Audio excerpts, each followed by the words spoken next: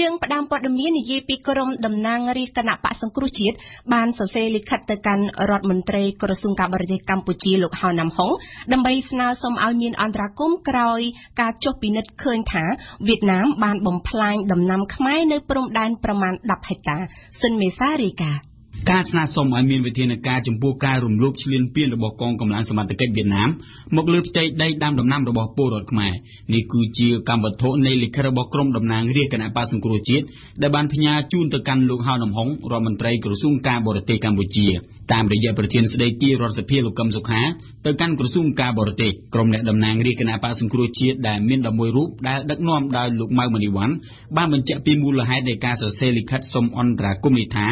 ដីស្រែចម្ការនិងដំណាំរបស់ពលរដ្ឋខ្មែរប្រមាណ10ហិកតាត្រូវរងការខូចខាតដោយថ្នាំគីមីពុលរបស់ពលរដ្ឋវៀតណាមដែលបានបាញ់បំផ្លាញនៅតាមព្រំដែនក្នុងទឹកដីកម្ពុជាលោកម៉ៅមនីវ៉ាន់អនុប្រធានគណៈកម្មការទី9របស់រដ្ឋសភាបានសង្កត់ធ្ងន់ថាករណីនេះគឺជាការបង្ហាញយ៉ាងច្បាស់ថាកងកម្លាំងសមត្ថកិច្ចវៀតណាមបានរំលោភបំពានមាក់ងាយមកលើពលរដ្ឋខ្មែរនិងអធិបតេយ្យភាពរបស់កម្ពុជាយ៉ាងពិតប្រាកដ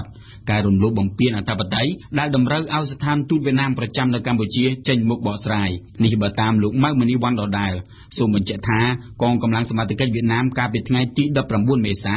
បាននាំពលរដ្ឋរបស់ខ្លួនបាញ់ថ្នាំពុលគីមីបំផ្លាញដំណាំរបស់ពលរដ្ឋខ្មែរដែលមានទំហំប្រមាណ10ហិកតានិងបានប៉ះពាល់ដោយផ្ទាល់ដល់គ្រួសារខ្មែរចំនួន9គ្រួសារពលរដ្ឋខ្មែរដែលបានរស់នៅក្នុងចំណុចជាំ5ល្វែងភូមិជើងឃុំជាំស្រុកមេមត់ខេត្តត្បូងឃ្មុំនៅតាមបណ្ដោយព្រំដែនកម្ពុជាវៀតណាមលោកកុយគួងអ្នកនាំពាក្យក្រសួងការបរទេសកម្ពុជានៅមិនអាចតាក់ទងបាននៅឡើយទេរហូតមកដល់ពេលនេះកម្ពុជានិងវៀតណាមមានព្រំប្រទល់ជាប់គ្នាប្រមាណជាង1200គីឡូម៉ែត្រក៏ត្រឹមឆ្នាំ